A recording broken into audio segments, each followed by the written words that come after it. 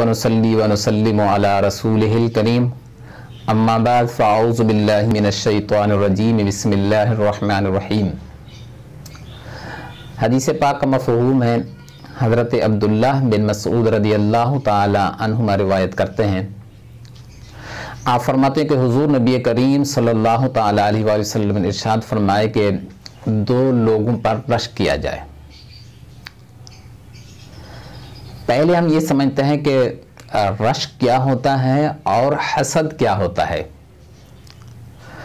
हसद ये होता है कि किसी शख्स ने दूसरे शख्स की अच्छी गाड़ी देखी, अच्छा घर देखा, नेक औलाद देखी, अच्छा चलता हुआ कारोबार देखा, माल और दौलत देखी, तो उसके दिल में ये ख्याल आए कि इससे ये जो चीज़ें हैं, माल और दौलत है, अच्छा कारोबार है, अच्छा घर है, इससे ये चीज़ें छिन जाएं और ये मेरे पास आ जाएं।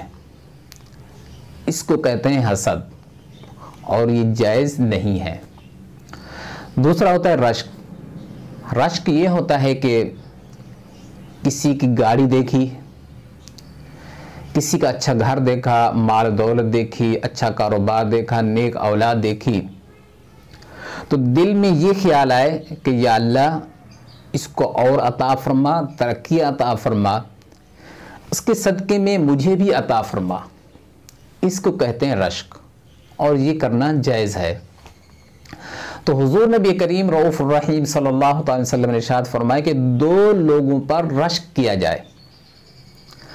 पहला वो शख्स के जिसको अल्लाह तबारक व तआला ने माल और दौलत अता किया हो, और वो माल और दौलत अल्लाह तबारक व तआला की रज़ा के लिए ख़र्च भी करता हो, उस पर रश्क किया जाए। दूसरा वो शख्स जिसको अल्लाह तबारक व तआला ने इल्म, हिकमत, तदब्बुर अता किया हो, और वो अपने इल्म, हिकमत और तदब्बुर के साथ फ़ैसले भी करता हो, तो ऐसे शख्स पर भी रश्क किया जाए। तो अल्लाह तबारक व तआला हमें रश्क करने वाला बनाए, हासिदीन से दूर फरमाए।